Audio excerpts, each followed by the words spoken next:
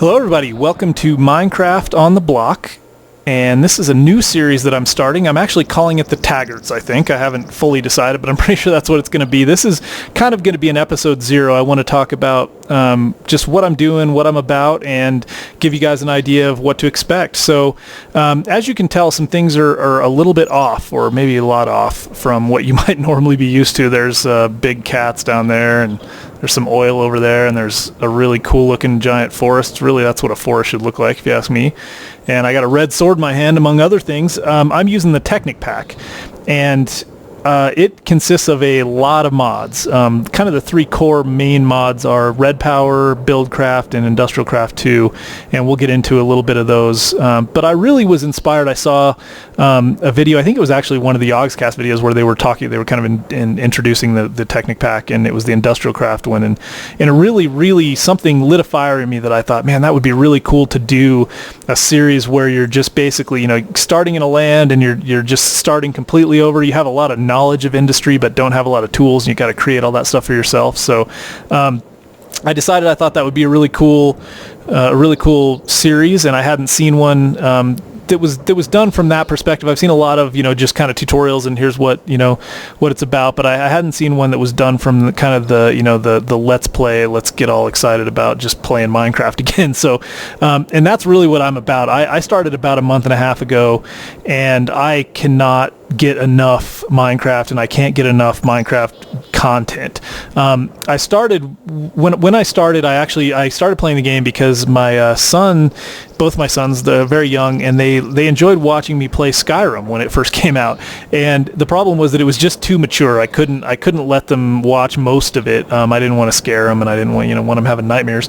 And so I ended up doing a lot of kind of crafting and taking missions in towns, playing tag with little kids or whatever you do in the game. And it struck me when this game came out, it was really the first time I had heard about it before, but the first time I paid attention was when it was the full release.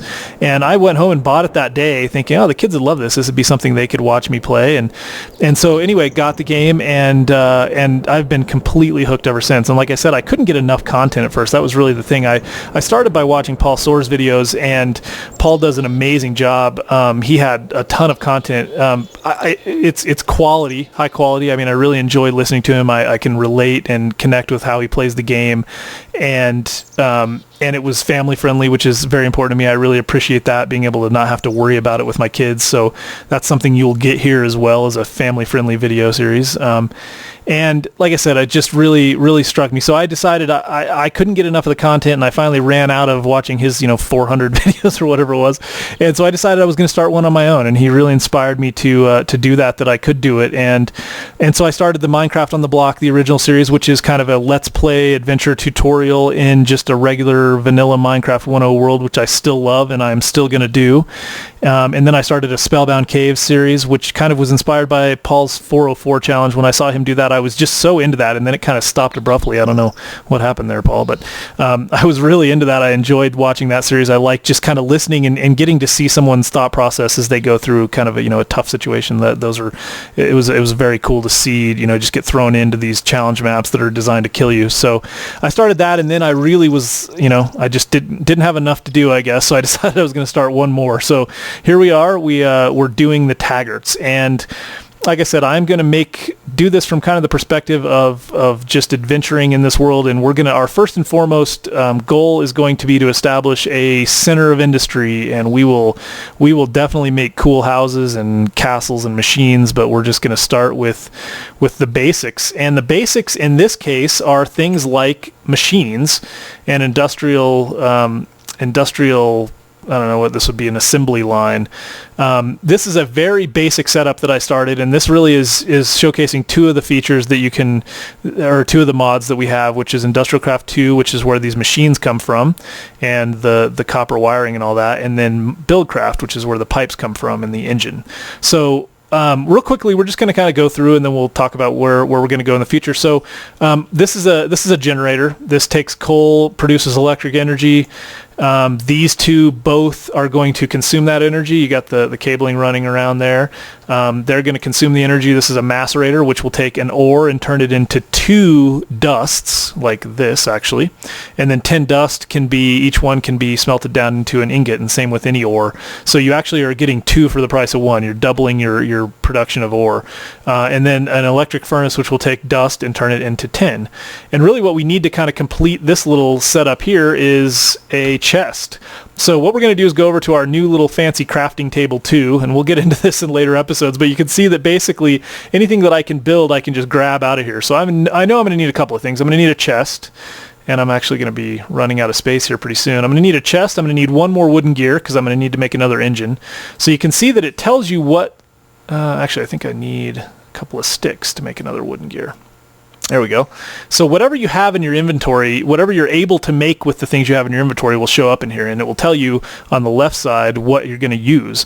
So I'm going to pull another wooden gear, and then I happen to know I'm also going to need a piston for our engine.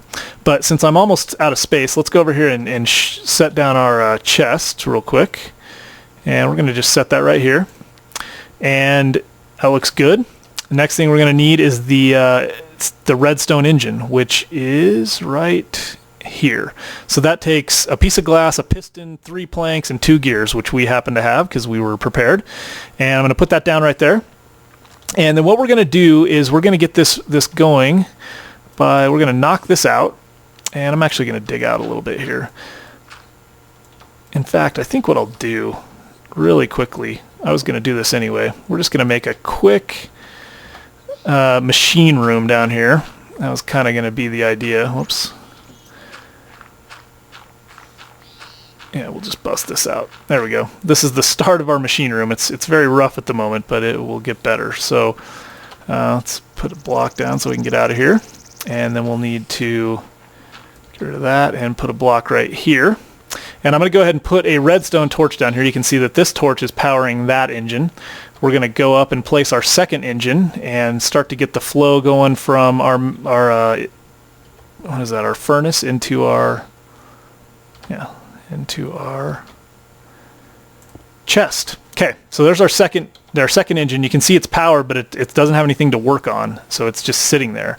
What we're going to do now is take we don't actually want an advanced. I'll talk about what the difference is. We want a wooden transport pipe, and we're going to place that right here, but actually this is a little tricky. You have to put a block behind it. I have to have something to place it on, like that. And now you can see that engine starts working, and every time it ticks, it's going to pull out one of the ingots and put it into the chest.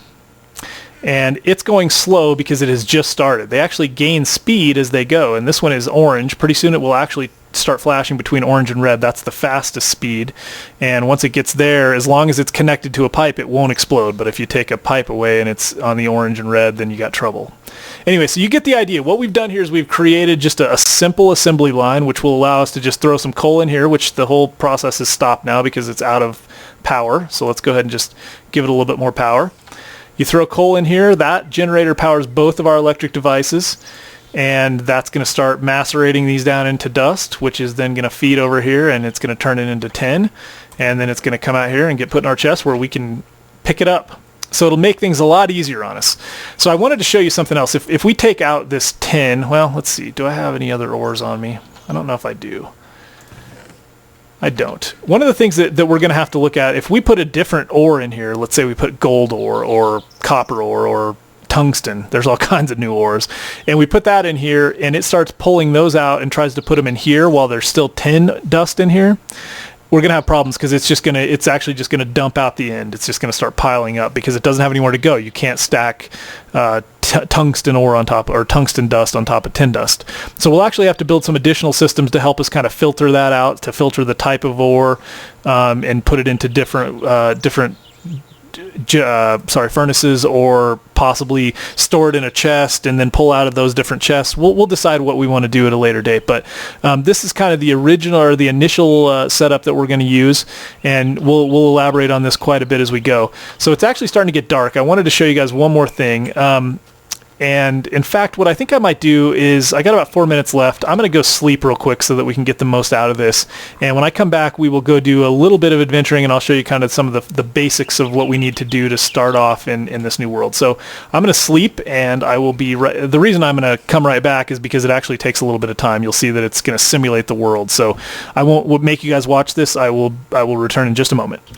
All right, we're back. You can actually see that I am really hungry now if you look at my hunger bar, and that's because when we sleep we simulate the world, and when we're doing that you get hungry. Everything that normally happens, which is actually kind of cool. And I ended up having to sleep through a night, a day, and another night because it was raining and I didn't want to have to deal with that. So I decided to go ahead and sleep again. So what we're going to do is we're going to run, and let me make sure I got what I need. Yeah, we're going to run and look at a couple of things that are kind of core to this mod pack and to getting started, and then we'll call it a video. Like I said, I kind of want this to be an episode 0 type thing where we just kind of get familiar and get some feedback from you guys on what you'd like to see, and just talk about what I want to do.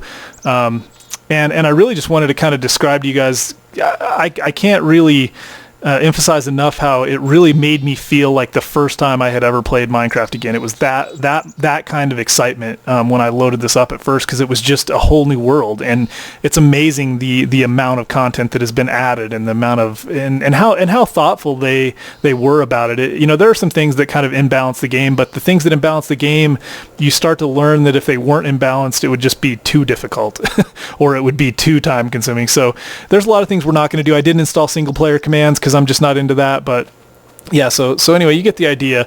What we're going to do real quick is we're going to look for these trees. You see those trees that have the big three leaves on top of them, and they're light leaves with dark colored, right here, light leaves with dark colored bark. Those are rubber trees, and you use a tree tap to get, actually you get, what is it?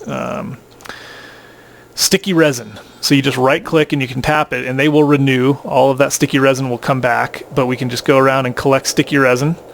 And this is important because that sticky resin gets smelted down and you make rubber with it. And rubber is very important for wiring and different things that we use for the industrial craft mod. So I just wanted to show you that's kind of a critical thing.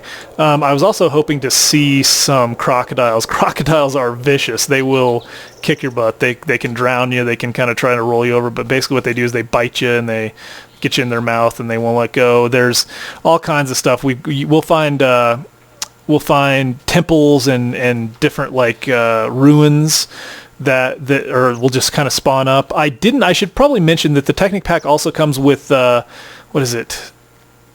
Millionaire, I think is what it's called, and Tale of Kingdoms, which I installed. Actually, I did not install this time because I was actually having some issues with the frame rates and just kind of the performance, and I wasn't sure if those were what they were about. And I'm really not going to get into those. I probably will do a series. Paul Soares has a great series on Tale of Kingdoms, so I probably won't try to compete with that yet. When he's done with that one, maybe I'll start one. But anyway, I just wanted to mention that I have a Twitter account, Minecraft OTB on Twitter. So Minecraft OTB, Minecraft on the Block, and obviously the Minecraft on the Block YouTube channel.